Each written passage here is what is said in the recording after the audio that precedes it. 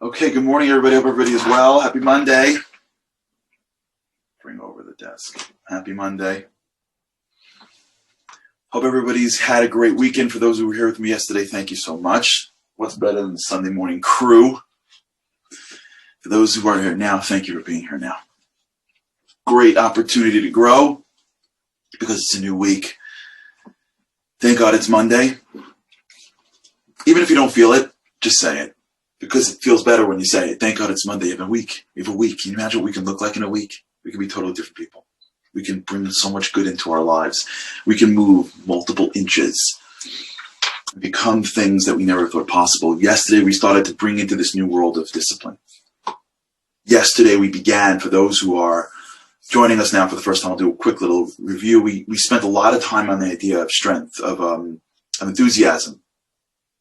So if you have to picture a muscle, there's a muscle that is the proactive muscle that just jumps in, that's willing to jump in the fire. Don't think, just go. And that muscle needs to be developed and needs to be strengthened so that when you're in situations and your brain says, nah, don't, you shouldn't, you can't, you go to that muscle and off you go, right? If you can picture your mind as your body. So, and for those of you who remember this, I spoke about this once, about Michael Jordan. Remember The Last Dance? The Last Dance is a documentary about Michael Jordan. ESPN released it I think it was in May. So, for some of you who know me, you know that when I try to be healthy, so I try to jog on the treadmill. When I do it, usually it's sports that gets me rolling. So when you're living in May, what do you got? Everything's shut down. And golf just doesn't do it for me. It just doesn't. I'm sorry for the golfers. I just can't watch golf. And neither can I watch bowling. So ESPN drops a 10-part documentary series about Michael Jordan and the Bulls. And even if you're not from Chicago, if you grew up in the 90s, forget it. And one of the pieces that were in that was when Jordan, for those of you who are familiar with Michael Jordan, he retires and then he comes back. So for those who are old enough to remember those moments, it's even more powerful when you see it. But what's so interesting about it was that when he comes back, he struggles. And one of the reasons why he struggles is because, and you don't get this when you watch it, you just think he's off. But when you watch the documentary, they explain that when he left, he didn't go home, he played baseball. Now, baseball players use different muscles. Baseball players are very much leg dominant because they're running and they're batting, and that's all in your legs. Basketball players are very top dominant. So they had to put him through a whole regiment of how to train his body so that he can play at a professional level. So when he goes to baseball, it takes some time, not just because he's not talented, because his muscles are different. When he comes back to basketball, they have to they have to rebuild muscles. That's our life. When we think about life, when we think about us, think of it from the perspective of muscles. The people that are able to do stuff that we can't do, they're not more talented than us. They're not better genetics than us. They don't have more internal power than us. Maybe they have a proclivity to things. Okay, that's how life works. But when I mean better, I don't mean they can memorize more. I mean better at their life. It's because for whatever reason, they have built certain muscles that we haven't yet built. When I think about, friends of mine and our different backgrounds and the muscles that we've built, I think about my own personal career and think about the muscles that I was able to build and the muscles that I wasn't able to build. So my career began in the world of corporate law. So for whatever reason, thank God it should continue, the ability to work for hours on end with just coffee. I built those. I don't know if I still have them, but I built them because when you work in corporate law, that's how you live. They just give you stuff to do and you work 20 hours a day, 6 days a week. You don't complain. But the ability to be entrepreneurial and fail and try, you fail 3-4 times in a law firm, you're out. So if you think through a career and you say, okay, the muscles you build in an area, in my personal career, gave me a leg up in one area, but maybe gave me a detriment. And I was pushed back in another area. And a friend of mine who never went to corporate law, but started a company when he came out of college, maybe the guy can barely write because he never had to. But when it comes to taking risks and understanding money and failure, he may be way ahead of me. And then as one's career shifts and grows, you build different muscles. So if we think about what we're doing here is that we have to build muscles. And these muscles that we build are may seem like they're irrelevant to our lives, because what's the difference? If I got up 10 minutes earlier, does it really matter? If I made that call even though I didn't want to, does it really matter? If I brought enthusiasm to playing a game or reading a book to a kid? Well, what we're not getting is that every time we break the muscle of I can't, and every time we increase the muscle of, every time that we increase the muscle of enthusiasm and zeal, even if the thing we're increasing it in is not ultimately relevant, we are building muscles in ourselves called zeal. So that when we continue our lives and there are different factors coming our way, we are acting with a stronger set of traits. So we have no idea what that'll bring us. I say this to kids all the time. There are kids out there that go through a lot of challenges, much more than most. And they survive. And I tell them all the time, it looks like you are behind all of your friends. You're 17 years old. You're living alone with a foster family. You're in a home that is abusive. And all you're doing is surviving right now. Like you have to understand that you are looking at it as a 17-year-old. That girl in your class who is got the most perfect life and is flying. You don't know later on.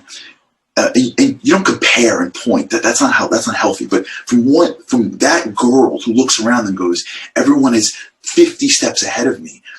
No, you're looking at it as a 17-year-old. You're building muscles now of survival. You're building sensitivities now of what family is supposed to mean that you don't even appreciate what that'll do for you when you're 35 years old.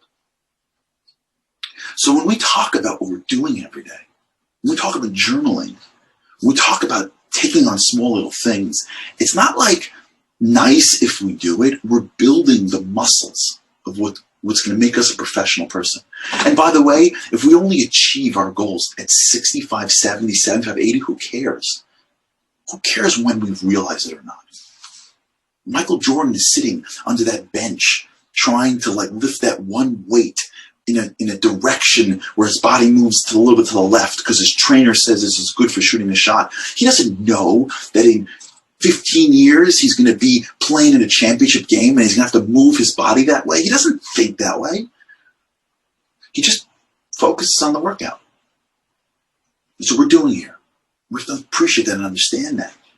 That's what we're doing here every day. So we just finished the muscle of enthusiasm, and we're going to go back to it. And if you want to build an exercise program, we did the 5 things, and we're going to send it out this week. But if you do it every day, fast acting, maximum strength, you do it every day. Write in your journal every day. You wake up one morning, and you'll have a stronger muscle of zeal. And what will happen is, I'm sure of it, something will happen in your life where you will have used that muscle. It'll feel more natural. And because of it, you'll have a much deeper relationship. Or you'll have a much better career. Or you'll be closer to God. Or you'll be closer to, you'll do something. Or you'll take responsibility for the community. You will be somebody. You'll go, I don't know, it just feels like me. And you won't even realize that that's not you. That's just you now. But all those muscles of getting up early, of doing the right thing, it just all builds out the stronger bed of who you are.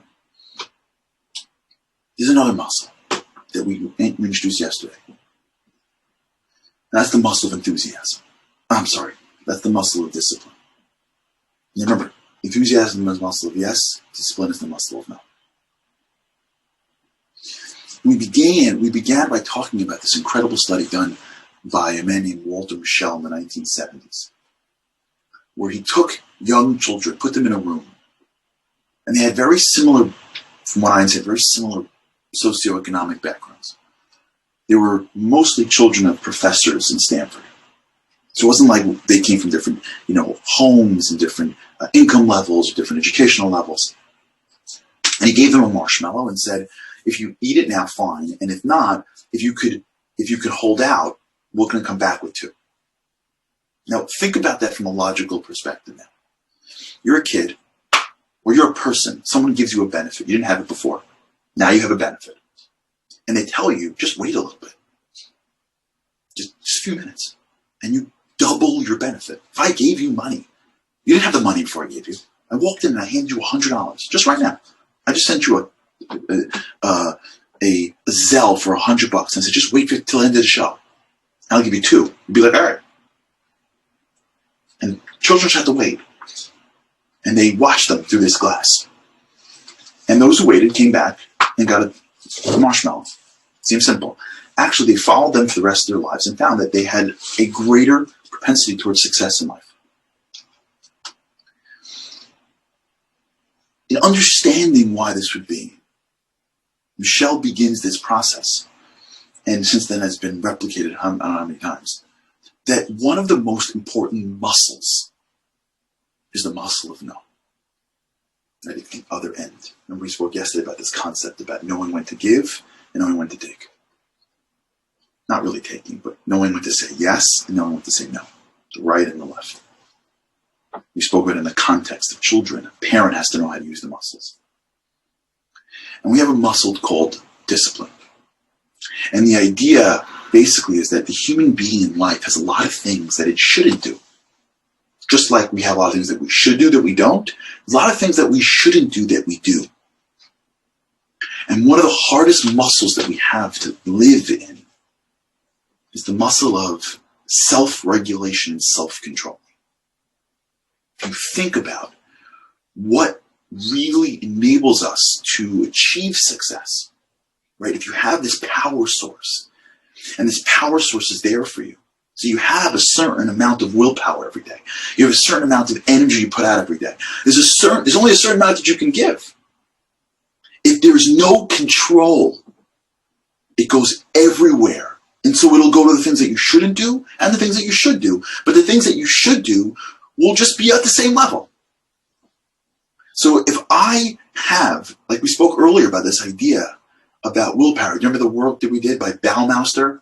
For those who remember, I think it's like 50 episodes ago. Roy Baumeister, Florida State. Remember we did the thing with the radishes and the cookies? Willpower. L'chaim. If I've got a certain amount of willpower and I use it for things, if I use it indiscriminately, then I won't have enough to focus on the things that I should focus on. So I won't be great because I won't have enough power to be great. I think about that concept. That if I have willpower and I use it, if I use my energy indiscriminately, so it depends on where I'm feeling, it depends on what I'm doing, it depends on what's in front of me. What'll end up happening is I won't be able to harness that power on the few things that I should do every day that will ultimately lead me to success in life. So if a 6-year-old kid naturally understands that if I just wait, yes, I want the thing in front of me. Yes, I want to say yes. And I want to eat it. But if I just wait, I can control my own willpower. I can control the energy. I can control the yes that is coming out of the enthusiasm. Enthusiasm isn't an indiscriminate force. It's a force that I have to build up. But I have to be able, if I can control that force, right? Imagine I generate the energy and now I can control it. And look at that marshmallow and know that I want it because I'm only 7. I'm only 6. And control that force and then direct it where I want it to direct it. Now I know that is.